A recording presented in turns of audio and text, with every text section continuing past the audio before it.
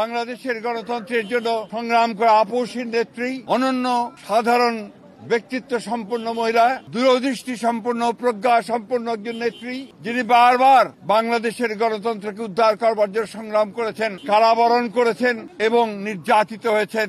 অসাধারণ নেত্রী দেশনেত্রী বেগম খালেদা জিয়া আর আমাদের মাঝে নেই। আপনারা সবাই জানেন যে এই নেত্রী দীর্ঘদিন তার রাজনৈতিক জীবনের প্রায় সমস্ত অংশটাই তিনি গণতন্ত্রের জন্য সংগ্রাম করেছেন এবং গণতন্ত্রের মূল্যবোধগুলোকে প্রতিষ্ঠা করবার জন্য তিনি আজীবন কাজ করে গেছেন।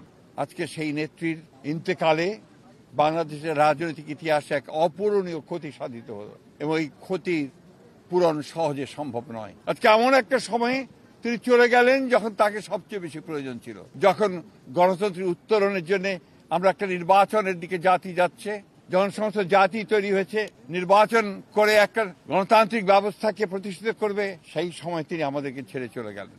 আমরা এই শোক, এই বেদনা আমাদের পক্ষে ধারণ করা খুব, আমরা এই শোককে শক্তিতে রূপান্তরিত করতে চাই।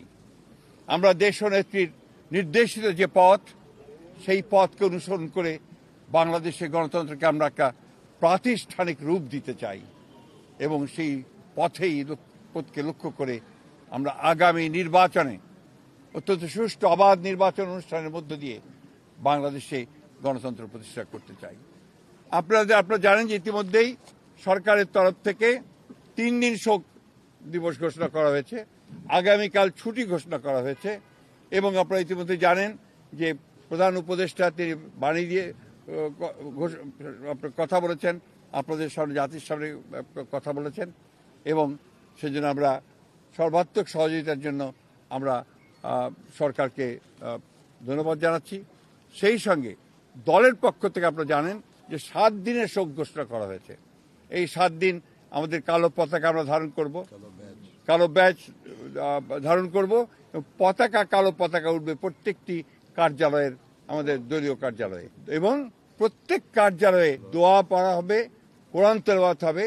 এই বিষয়গুলো আপনারা সবাই পালন করবেন। আমরা আবারও সকলকে সহযোগিতা করার আহ্বান জানিয়ে আমরা আজকে শেষ